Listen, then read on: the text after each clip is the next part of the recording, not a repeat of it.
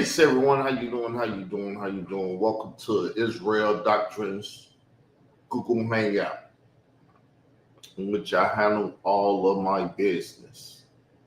I'm the host of this. My name is Carl Albert Davis, better known as Israel Doctrine in these YouTube streets. This is what the streets call me, because I go by my government name, Carl Albert Davis. But they see my entity that I created, Israel Doctrine LLC Entertainment Company, because I'm a hip hop artist, and they start calling me Israel Doctrine. This is what our people do. They ignorant. They don't really know how to engage the intelligent mind, or they would do it intelligently, but they don't do it. So what I'm here tonight to do is deal with Judah Natzarah. Judah Natzarah, people, yes. And I'm finna deal with them. And the title I post to deal with this, because this I'm doing the first part of the debate. They're giving us 5 minutes.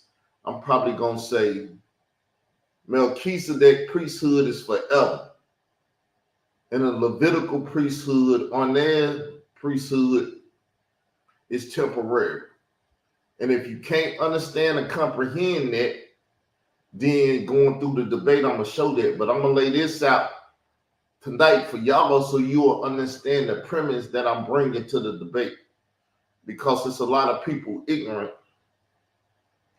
of who Ornaz the third is, what priesthood he was under. Was it truly under Aaron, or was it during the time of the division and stuff when they was coming up with their own priesthoods? Northern Kingdom had a priesthood. Southern Kingdom had a priesthood. David had a priesthood.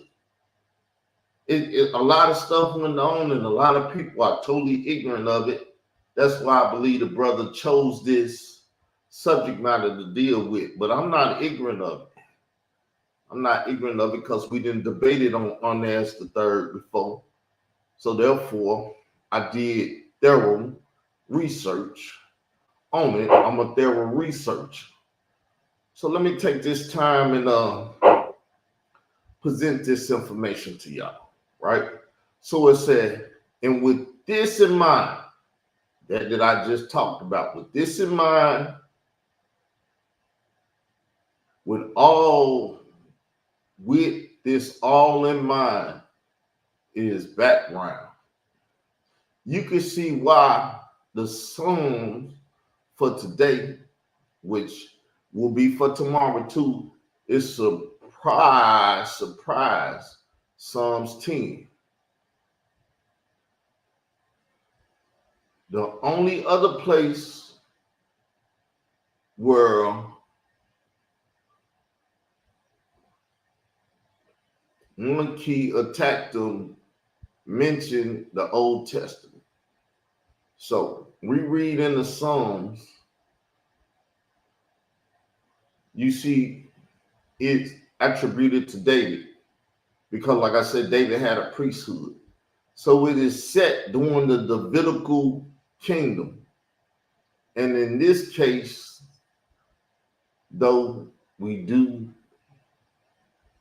what we do is say, Psalms 10, verse 4, the Lord has sworn and will not change his mind. When did he swear, y'all? Did he swear yesterday, or did he swear in the beginning of the world? Because God created the world perfectly. He knew exactly what was going on. Man messed it up, but that don't stop God from doing what he gonna do. So God swore and will not change his mind. You are a priest forever after the order of Melchizedek. Now, the word forever, I dealt with it this morning. Forever is forever. It has no beginning. It has no end. Truly, it don't. Look the word up. I'm not going to look the word up now and go through this very elementary thing. But it's very elementary. Because that's what he has to be. He has to be forever. And I don't think that he can be forever. He don't have an argument for forever. But I'm not going to take 5 minutes to explain this to him. I'm going to say Melchizedek priesthood is forever, and the Levitical or the Onez in the Levitical line is temporary. So, would you want to live forever, or do you want to live in this body and die because this body is temporary, and then have to learn what your faith is after that? Old Testament people, New Testament people, I don't care who you are. If you're a human being with a brain, you know forever beats temporary stuff. Let somebody give you a car forever or temporarily loan it to you and come get it next day, next week, next month. You want a forever car. So, like I said,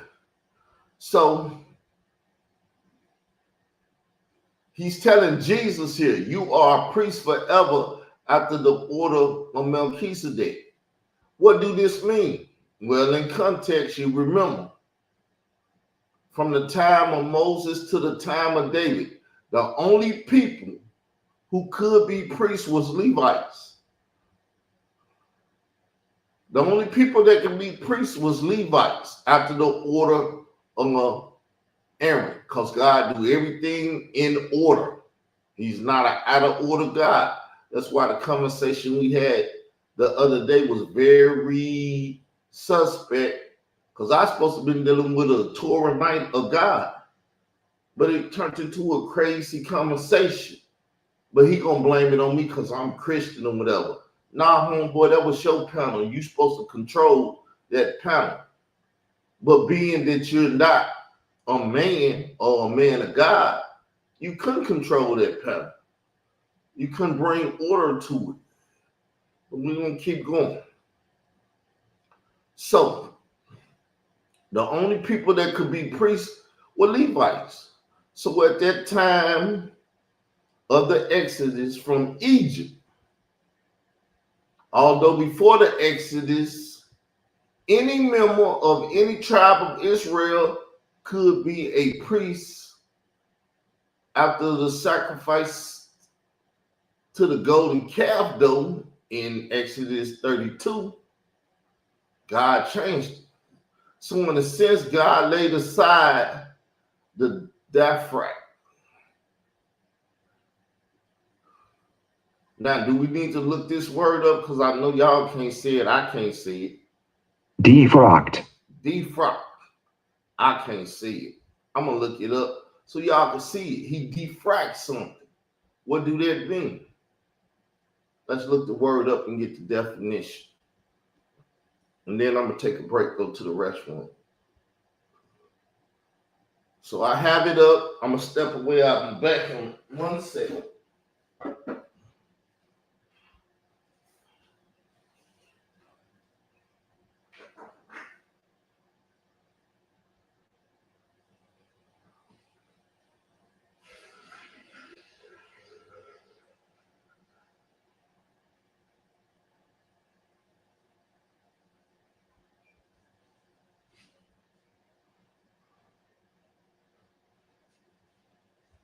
So what happened here is he defrocked something. I guess that's the terminology of how you say it. He defrocked something. But let's see what that word means, because I'm not your educated brother. I don't use words like that, but sometimes I use them to try to play like I'm an educated brother. So let's do what an intelligent man would do. Look the word up.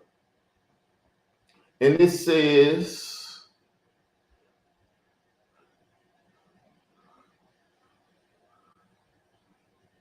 deprive a person in holy orders of ecclesiastical status. He had left his diocese one step ahead of a move to defrock him.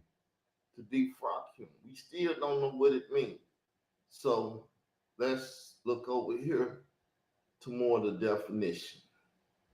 Removal of a priest's right to exercise the functions of the ordained ministry. Okay, it's getting very detailed, right? So let's look up here. Let's look Wikipedia. He defract. Defrocking, unfrocking, degradation, or laicization of clergy is the removal of their rights to exercise the functions of the ordained ministry. It may be grounded on criminal convictions, disciplinary problems, or disagreements over doctrine or dogma, but may also be done at their request for personal reasons, such as running for civil office, taking over a family business. So God defracked the whole situation because he was going to make Israel as a nation. He told them, you're going to be a nation of priests. Y'all remember that? Even when he making his covenant with them, when he tell them they coming out of Egypt, he told them they're going to be a nation of people. But they weren't a nation of people. he defracked everybody's ability to be a priest and gave it to one tribe. They couldn't work. They couldn't do nothing but be his priest. And whatever their task was, they had to do it in the temple. Right? So for those that don't know, I'm trying to give you an introduction to this debate and the different levels of fundamentals that you gotta deal with. Peace. Thanks for speaking and being nice, because most people not to me. So he defracked 11 of the 12 tribes and have gave the priesthood just to one. Its strength and it's only down for anyone who is a member of the tribe of Levi, Levitical priesthood. You had to be a descendant of Aaron. Very particular people within the tribe of Levi, because everybody in the tribe of Levi is not a descendant of Aaron. I don't know if y'all know that, but I ain't gonna take time doing a debate explaining that to you all. I'm taking my time now. I'm trying to explain it to y'all that the Levitical priesthood of tribe is at the Aaron order. Anybody can't be a high priest. And now, for those that like to do the numbers, because I don't do the numbers, you got to see what percentage of the tribe can do it. Now, when he come tomorrow, he got to show you that this guy on there's the third is a descendant of Aaron, that he comes out of Aaron semen.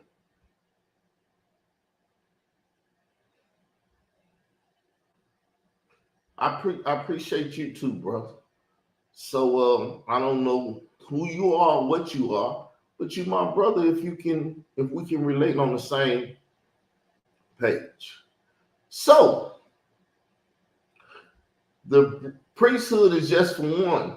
It's strong, and it's only now for anyone who is a member of the tribe of Levi.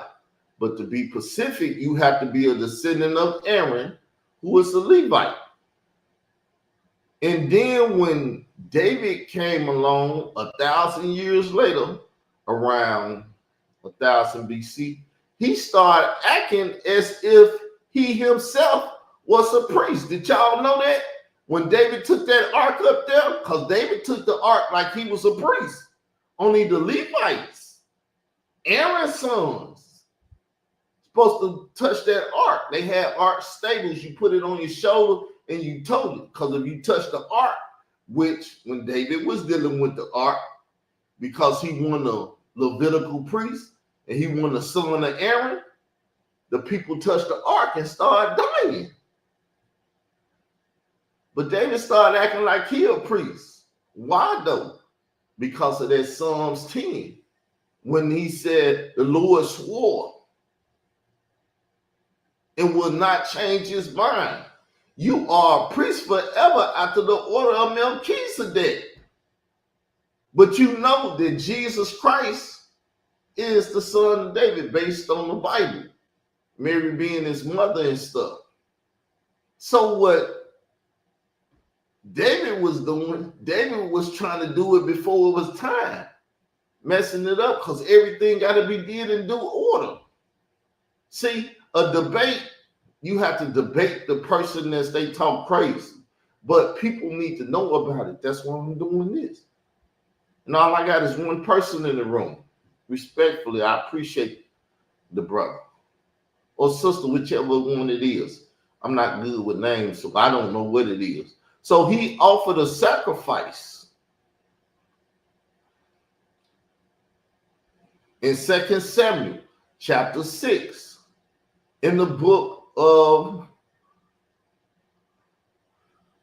how you say it, I can't say it, chronologies or whatever. Chronicles. So it's even said that David's sons was priests. How many of y'all know that? So it's kind of a mystery. Why is David doing? What is David doing? He's acting like he's both king and priest.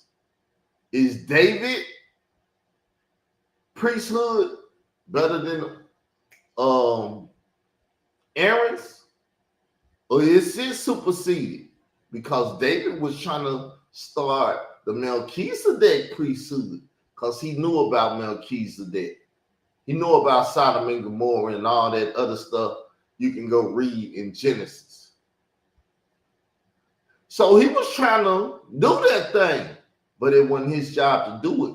But that's why when you get in the New Testament and deal with Hebrews, because it's written to the Hebrew people that knew what was going on, knew about the priesthood, knew about all of this stuff and everything. See, you got to be in the know. If you're not in the know, when you come to the debate, the people that do know is going to try to sway you. But like I said, my argument is simple, very fundamental. This is what I was taught in sports and different stuff. Fundamentally, kick there, you know what, with fundamentals. You ain't got to cross them over. You just got to be able to keep a steady dribble and get to the basket and put the ball in the basket. You can do a sky hook. You can do whatever it takes to get the ball in the basket.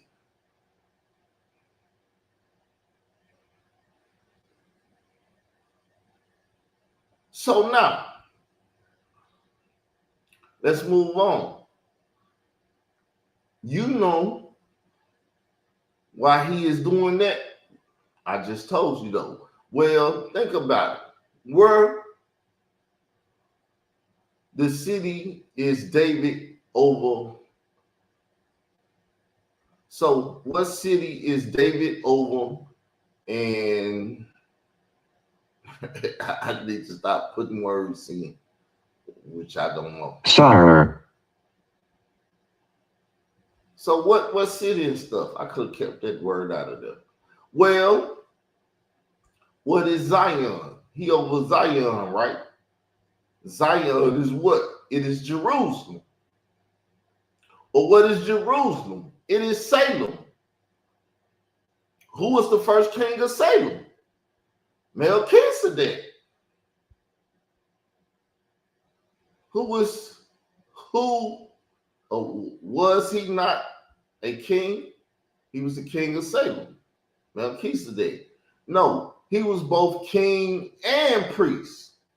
That in itself lets you know that the priesthood is greater. Melchizedek was a king and a priest. Aaron was a guy that built a fake God and stuff and said, this is our God.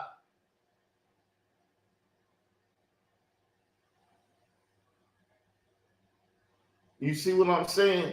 What is the fundamental criteria for recognizing the Messiah? This is the recognizing of the Messiah because I will argue that Jesus is Melchizedek. When you go to Hebrews and read it, Melchizedek didn't have no beginning, nor did he have no end. He had no mother, nor no father. Though Jesus had a mother, he had no father. So when you look at the fact that he came here the way that he came here and stuff, because Old Testament Torah nights can't believe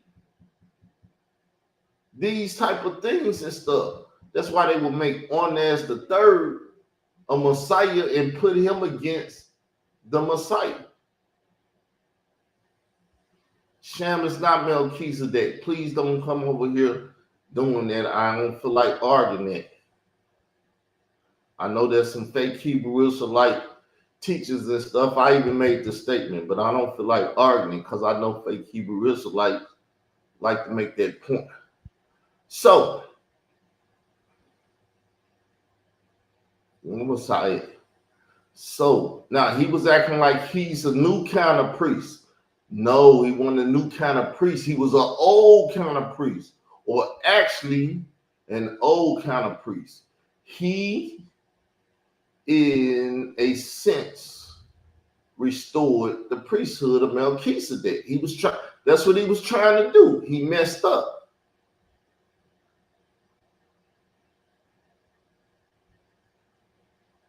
He messed up. Christ was overthrowing the Roman Empire. That's why they killed him. But he went on and throwing it with a sword and stuff. That's another time. So, not after the order of Levi, people.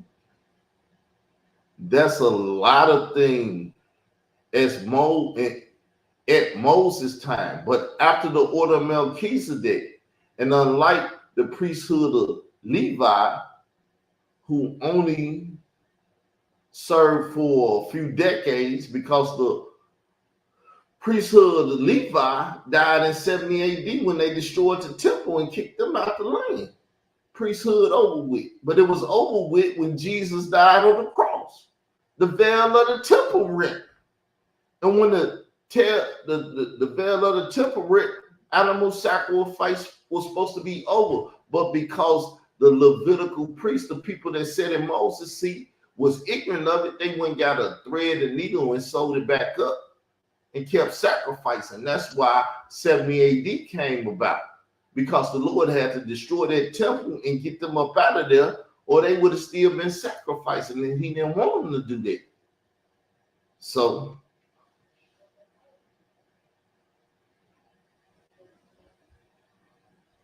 well, give me a sec. After I get through presenting this, we'll let you in and let you argue. Now, I'm going to put this link in here so you can come over here. I don't have no problem with nobody that want to argue. I hate when people that's ignorant want to argue and they don't know what they're talking about. So I'm going to put this link in the side chat. And when I get through with this presentation, I got one more slide, right? And then you can come over and we can have a conversation. I welcome all they want to do what they want to do. So now, let's get back to the presentation. So, not after the order of Levi, Moses' time, but after Melchizedek, and unlike the Levitical priests who only served for a ducat, priests of Melchizedek is going to be priests forever, because when you speak on Melchizedek, it's forever. Shem didn't live forever, but the brother gonna come up in a little bit and we're gonna talk. So right now, that all falls apart. And the temple got destroyed within a few hundred years, and the monarch is falling apart. I mean, it's kind of a crumble. But David is anticipation of any priest. King in Jerusalem, who is also restoring the priesthood. He only, when Jesus comes, see, his 12 disciples represent the 12 nations. So when Jesus came, he was showing you he was picking up his priesthood again. Melchizedek dealt with bread and wine. You know what Jesus dealt with? Break this. This is my body. Drink this. This is my flesh. That's why when he was doing that, people like the Torah Knights be ignorant. They don't see Jesus and the things that he do that speaks volumes to the people that know the actions that he's going through. No, Jesus didn't overthrow Rome, but What did I say? Listen and listen well, my brother. I'm going to let y'all in here after this slide. He was overthrowing it. They killed him. Therefore, he couldn't overthrow it. You agree with that or you disagree with that? Like I said, I don't like ignorance and I don't like repeating myself. So Jesus didn't overthrow Rome. But Rome will be in power when Jesus get back. Did you know that? Say if he come back 20 or 30, 50 years from now, you know who's going to be in power? The Roman Catholic Church, all the cities that's in league with Rome, the dragon, the 7 head, 10 horns, and they're going to be right here. That's why you read about them in Revelation.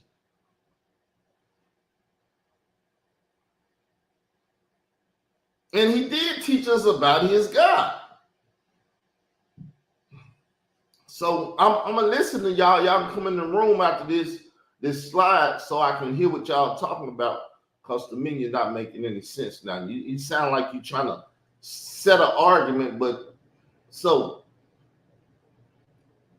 I mean, it's all kind of crumbles and everything. I did this. And it's not going to be the Levitical priesthood. It is going to be a Melchizedekian priesthood. And that priest is, of course, Jesus Christ, who will come to Jerusalem or Salem at the end of his life as the true king of righteousness, who will gather 12 apostles, which he did, that represent the 12 tribes around him. And unlike the 12 tribes who are laid aside in the book of Egypt, Jesus is going to ordain them. He's going to do this. What was up with that phone? Right? So in Luke chapter 22, it's the Lord covenant, the king of how you say this word?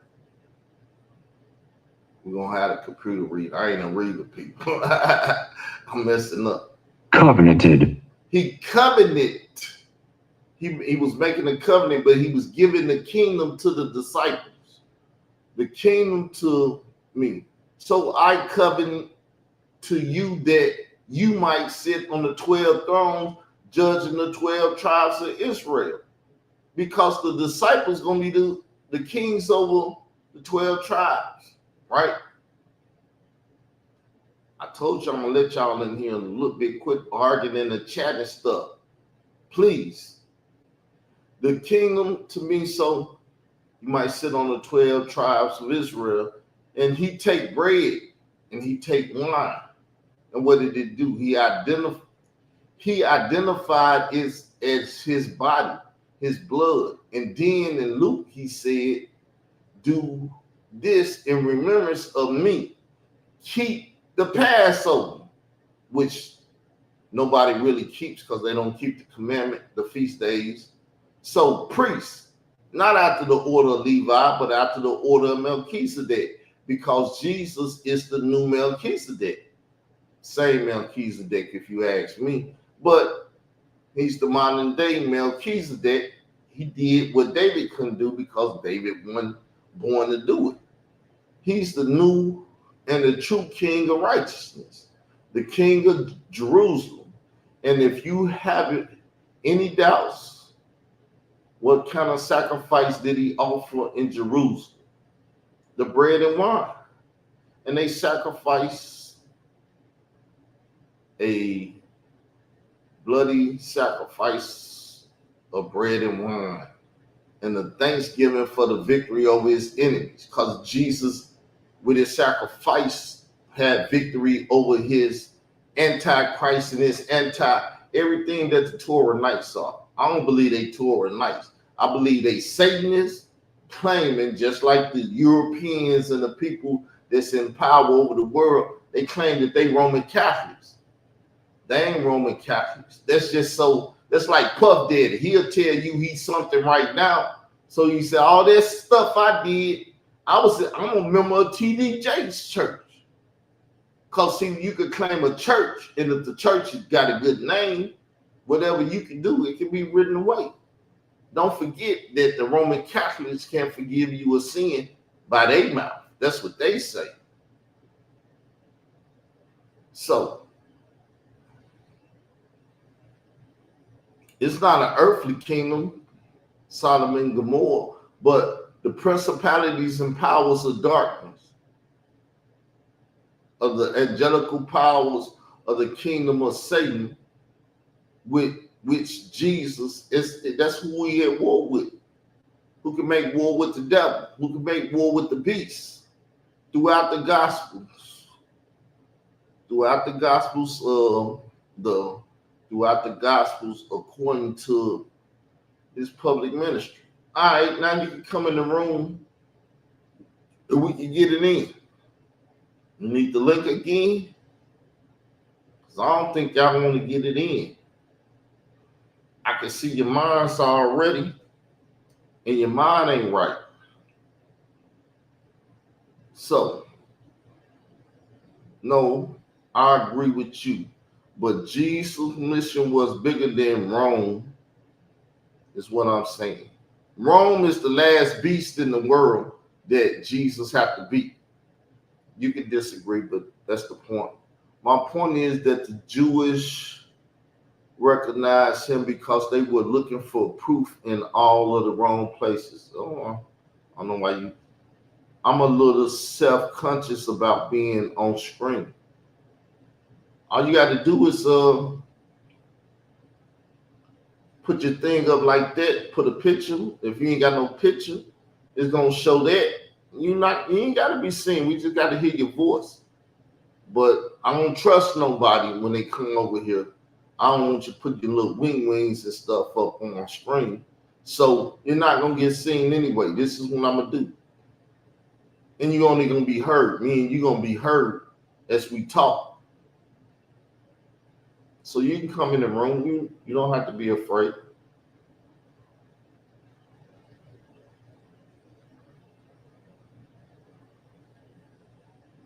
Writing your little sham stuff and everything that y'all had to say. I'm off what I was doing. Though I might not get a great job at it and stuff, I'll be a nervous person. Y'all might not think that I'm that confident and I do it, but I'm not a good reader. So when I'm reading something, I'm not that confident, this, that, and everything else. It's a lot of, dents in my armor, but I wouldn't never really show y'all that. But you can come in the room. I got the Machiavelli up. Who want to argue and fight? Link in the side chat. The last comment, to be exact.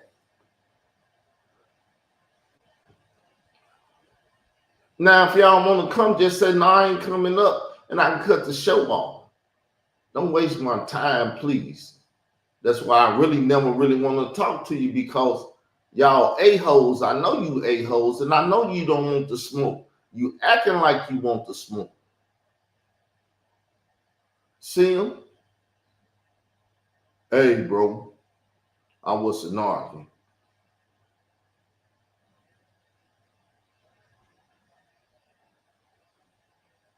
Well, where you at now? You're not even speaking. I asked you to come down and you wrote that.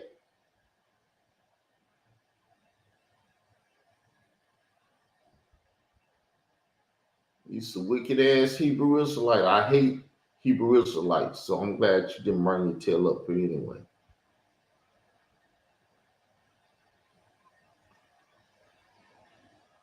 No, you ain't got to be super. That's how you get super versed, by having conversations, brother. Please don't be afraid. I mean, I'm the most gentle man up here, and we're going to walk through the Bible together. If I need to go find a verse, or you need to go find a verse, you can put it in the computer. You can say it in the computer, tell you where it's at in the Bible, and what verse, chapter, and everything. So please don't do that.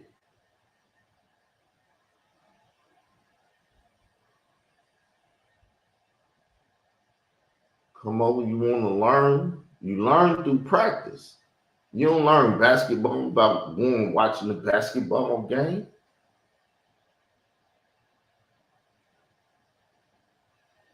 Because you know what happened. You don't pick up on the fundamentals of things.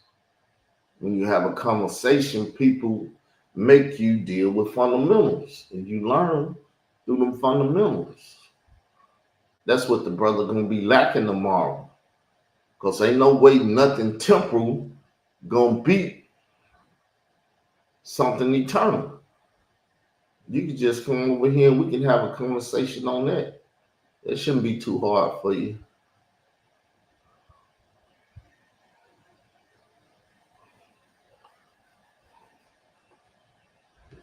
But if you ain't gonna come up, please let me know, man. Stop effing with my time, man. I could be working on my PowerPoint or something.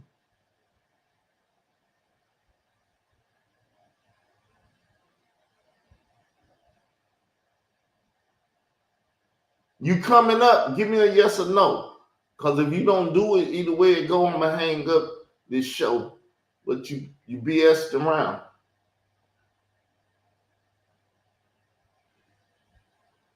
You coming up? Are you coming up? I don't care about your subscription or nothing, sir. I'm asking you a simple question. Are you coming up? Stop playing with my time. I'm gonna be about my Father's Day. I know what I'm gonna do. I'm hanging up. Y'all have a nice night. I told you what I'm gonna do tomorrow. The first 5 minutes forever is better than temporary. Set the foundation of my debate.